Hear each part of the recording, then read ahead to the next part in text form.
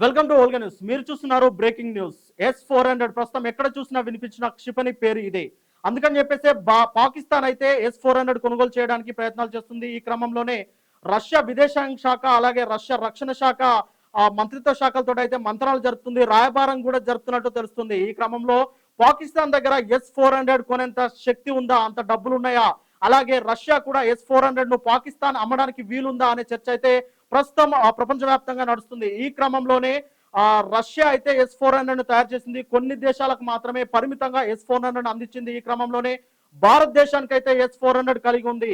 S-400 ఈ పేరు ఇప్పుడు గట్టిగా వినిపిస్తున్న విషయం అందరికీ తెలిసిందే. ముఖ్యంగా పాకిస్తాన్ భారత్ మధ్య జరిగిన ఆపరేషన్ సింధూర్ తర్వాత రెండు దేశాల మధ్య కాల్పులు అయితే జరిగాయి. ఈ సైనిక చర్యలో ముఖ్యంగా మ్యాన్ ఆఫ్ ది మ్యాచ్ గా నిలిచింది S-400 క్షిపణి. ఈ క్రమంలోనే ఏదైతే ఏప్రిల్ 22 పాల్గం ఉగ్రదాడి జరిగిందో, ఉగ్రదాడి జరిగిన తర్వాత భారతదేశం దానికి ప్రతీకారంగా ఆపరేషన్ సింధూర్ను చేపట్టింది.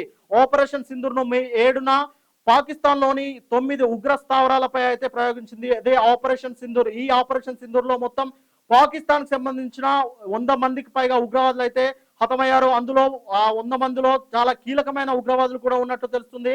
అయితే దాన్ని పాకిస్తాన్ అయితే సైనిక అంటే తమ దేశ పౌరులుగానే చనిపోయినట్లు సూచిస్తూ భారతదేశంపై ప్రతీకార దాడికైతే పూనుకుంది. ఈ ప్రతీకార దాడిలో భాగంగానే పాకిస్తాన్ క్షిపణులు అలాగే యుద్ధ విమానాలు డ్రోన్లను అయితే ప్రయోగించింది. అంటే యుద్ధం అనేది అధికారికంగా ప్రకటించలేదు, కానీ అధికారికంగా యుద్ధం చేస్తే ఎలాంటి వెపన్స్ ఎలాంటి క్షిపణులు అయితే ప్రయోగిస్తారో అదే క్షిపణులు అయితే పాకిస్తాన్ ప్రయోగిస్తూ వస్తుంది. దాంతో వెంటనే అప్రమత్తమైన భారత్ సైనిక బలగాలు పాకిస్తాన్ ప్రయోగించిన క్షిపణులను డ్రోన్లను గగనతలంలోనే ధ్వంసం చేశారు. అయితే గగనతలంలో వాటిని ధ్వంసం చేయడానికి పాకిస్తాన్ అక్కడే నిలువరించడానికి ముఖ్యంగా భారత్ దగ్గర ఉన్న అస్త్రం S-400. మనం దాన్ని సుదర్శన్ చక్ర 400 గా అభివర్ణిస్తున్నాము. ఈ సుదర్శన్ చక్ర 400 తోనే పాకిస్తాన్ అయితే అక్కడే గగనతలంలో నిలువరించాము. ముఖ్యంగా పాకిస్తాన్ ప్రయోగించిన F-16 అనేది అమెరికా ఎంతో ప్రతిష్టాత్మకంగా పంపించిన యుద్ధ విమానం. అది F-16 ని ప్రయోగించినప్పుడు భారత్ అయితే మన S-400 ను ప్రయోగించి అయితే దాన్ని గగనతలంలోనే విచ్ఛిన్నం చేసింది. అలాగే JF-17 అనేది చైనాకు సంబంధించిన ఒక యుద్ధ విమానం. అది కూడా ఎంతో విశిష్టత కలిగిన యుద్ధ విమానం. అంటే శత్రు దేశాలపై దాని యుద్ధ విమానాన్ని ప్రయోగించినప్పుడు ఎంత పెద్ద అంటే దాదాపు 400 నుండి 500 కేజీల క్షిపణులు అయితే అది మోసుకెళ్ళి ఏదైతే టార్గెట్ ఏరియా ఉంటుందో ఆ టార్గెట్ ఏరియాలోనే దాన్ని ప్రయోగిస్తుంది. అలాంటి క్షిపణిని కూడా భారతదేశం S-400 సాయంతోనే దాన్ని గగనతలంలోనే విచ్ఛిన్నం చేసింది. ఇక అంతేకాకుండా టర్కీ పంపించిన 400 నుంచి 500 వరకు డ్రోన్లను అయితే భారతదేశం గగనతలాన్ని కూడా దాటలేదు. అంటే పాకిస్తాన్ ఎయిర్ లోనే దాన్ని ధ్వంసం చేసినట్టు తెలుస్తుంది. మరి దీని అంతటికి కారణం ఏంటి అంటే సుదర్శన్ చక్ర, అదే S-400. ఈ S-400 పైన పాకిస్తాన్ కన్నేసింది. ఎలాగైనా S-400 తమ దేశంలో ఉండాలి, తమ దేశ రక్షణ వ్యవస్థ అలాగే సైనిక వ్యవస్థలో S-400 ఉండాలని చెప్పేసి పాకిస్తాన్ ప్రజెంట్ దాన్ని కొనడానికి అయితే సిద్ధపడింది. మరి పాకిస్తాన్ దగ్గర అన్ని డబ్బులు ఉన్నాయా అంటే పాకిస్తాన్ ఎలాంటి దేశం మనకు తెలిసిందే. పాకిస్తాన్ మేము బలమైన దేశం, భారతదేశం పైన యుద్ధం చేసి నష్టపోయామని చెప్పేసి IMF ఇంటర్నేషనల్ మానిటరింగ్ ఫండ్ దాని దగ్గర అభ్యర్థించి $1.3 బిలియన్ అయితే శాంక్షన్ చేసుకుంది. ముఖ్యంగా అందులో అంటే $1 బిలియన్ అయితే పాకిస్తాన్ కు IMF అయితే ఇచ్చింది. ఆ డబ్బులు పెట్టే S-400 డిఫెన్స్ మిసైల్ అయితే కొనడానికి ప్రయత్నిస్తుంది. అయితే దీన్ని కొనడానికి వీలుంటుందా అంటే అంతర్జాతీయ నిపుణులు మాత్రం ఇది ఖచ్చితంగా వీలుండదని చెప్తున్నారు. ఎందుకంటే ఇది S-400 అనేది రష్యా తమ దేశ రక్షణ వ్యవస్థ కోసం తయారు చేసుకున్న ఒక మిసైల్.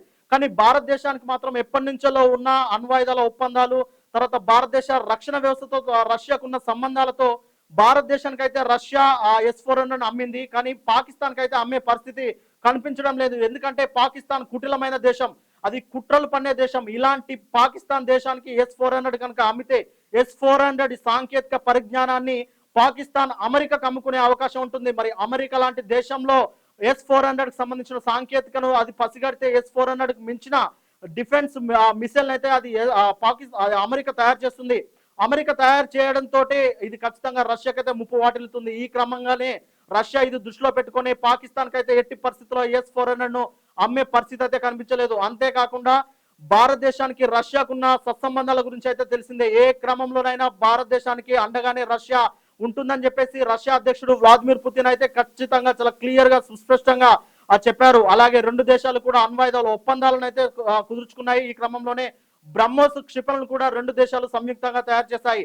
ఆ బ్రహ్మోస్ క్షిపణి కూడా భారతదేశంలో చాలా వరకు ఉన్నాయి. అంటే 4 రకాల బ్రహ్మోస్ క్షిపణులు భారతదేశంలో ఉన్నాయి. ఒకటి ఎయిర్ నుంచి వెళ్ళి ఎయిర్ కంటే గగనతలంలో ఎగిరే బ్రహ్మోస్ క్షిపణులు, అలాగే భూతలంలో ఎగిరే బ్రహ్మోస్ క్షిపణులు, అలాగే సముద్రం ఉపరితలంపై, అలాగే సముద్రం అడుగు భాగాన అంటే సబ్మెరీన్ లో కూడా సబ్మెరీన్ నౌకల ద్వారా కూడా బ్రహ్మోస్ క్షిపణులు ప్రయోగించవచ్చు. బ్రహ్మోస్ క్షిపణులు దాదాపు 300 కిలోమీటర్ల వేగంతో దూసుకెళ్తుంది. అంటే 900 కిలోమీటర్ల దూరంలో ఉన్న టార్గెట్ ను కూడా అత్యంత సమర్థవంతంగా అత్యంత సమర్థవంతంగా ఢీకొట్టే ఆ సామర్థ్యం ఉన్న క్షిపణి బ్రహ్మోస్. ఇలాంటి బ్రహ్మోస్ క్షిపణులు కూడా మన భారతదేశంతో ఉండడంతో భారతదేశం ఇంత ధైర్యంగా ఆపరేషన్ సింధూర్ ను చేపట్టి, ఆపరేషన్ సింధూర్ తర్వాత కూడా పాకిస్తాన్ చేసిన చర్యలను అయితే తిప్పికొట్టింది.